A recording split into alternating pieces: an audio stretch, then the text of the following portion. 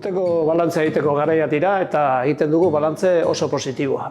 Batez ere kontutan hartuta egon garela idazkari kontu hartzaile barik, ja urte 2 daramagu horrela, eta honako udalerri txiki baten idazkari kontu hartzailearen eskuetatik pasatzen dira espediente guztiak, ezta?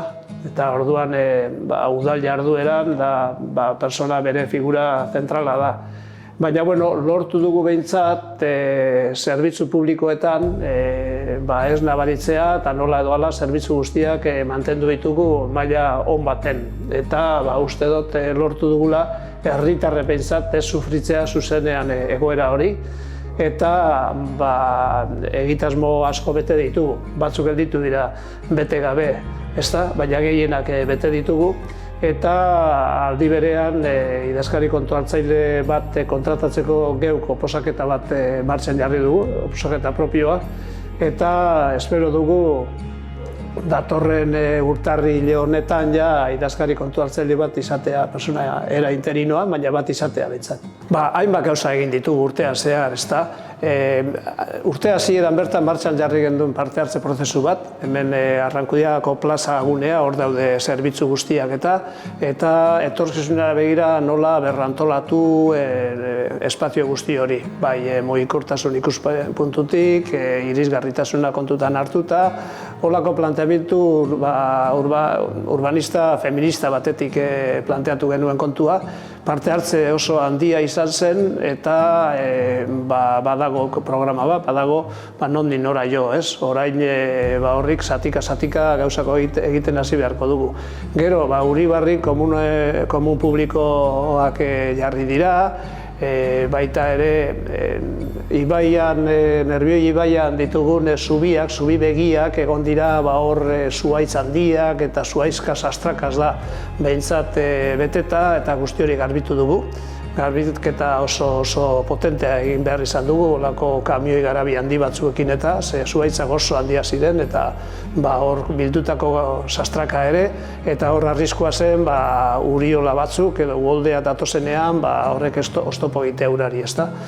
Eta hortik aparte hemen Garondon argiteria berriztatu dugu ere, hor Manuel de Irujo plazan, hor politika bat daukagu, purka-purka gune ilunak eta argiztatzeko eta bide horretan beste pausu bat eman dugu, ezta? Atxetako lokal soziala hori berriztatzeko lanak ja martxan jarri ditugu ere, eta holako beste zenbait kontu ere egin dira. Uribarriko bidearen konponketa eta hor bai ibilgailuen trafikoa eta oinezkoena hor elkar bizitzeko proiektu bat daukagu. Hori nahi genuen urten egin da lizitazioa eta adjudikazioa ere, baina datorren urtean egin beharko da obra bera, ezta? Eta atzeratuta gelditu diren lizitazio batzuk orain jarri ditugu martxan. Adibidez, gimnasiorako tresneria eta baita argiteri publikoaren mantenimientua eta abar. Ozenburu egin dugu, orain bizigunea herritarrok egin behar dugu danon artean, ezta? Eta, lehenen urtea bete da eta jarduera behintzat oso arrakastatsua izan da. Etengabe dago jentea Ozenburun. Bertan egiten dira, pilates taldea bertan daude, luzamendu, hipopresibo, baina gero baita ere ikuskizunak, tailerrak, hainbat tailer egiten dira, eskola berak egiten dituen tailerrak eta ikuskizunak. Daude baita ere aurkezpenak, ikastaroak, egoten dira erakusketak ere badaude, oraintxe bertan ere egongo dira, Gabonetan ere erakusketa bat egongo da, gero filmeak ere eman ditugu, eta, badiot, denetarik egiten da, eta parte hartze handia dago, eta esan dezakegu, etengabe jentea dagoela zerbait egiten Ozenburun. Alde horretatik, esan dezakegu, lortu dugula Ozenburu bizigunea izatea.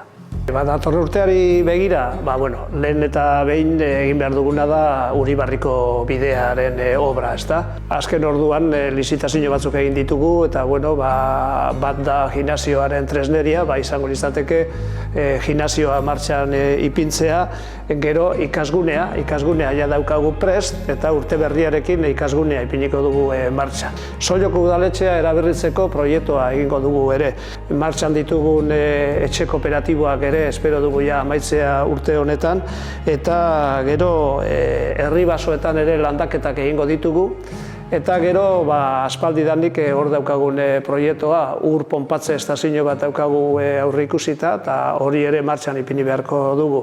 Gero, herriko elkarte guztiekin jarraituko dugu hitzarmenak egiten, orain arte moduan, eta hori eta beste hainbat gauza baditugu. Beraz, datorren urtean badaukagu lana, gogotsu gaude, aste honetan bertan aurrekontuak onartu ditugu aho batez udalean, eta prest gaude datorren urteari ekiteko.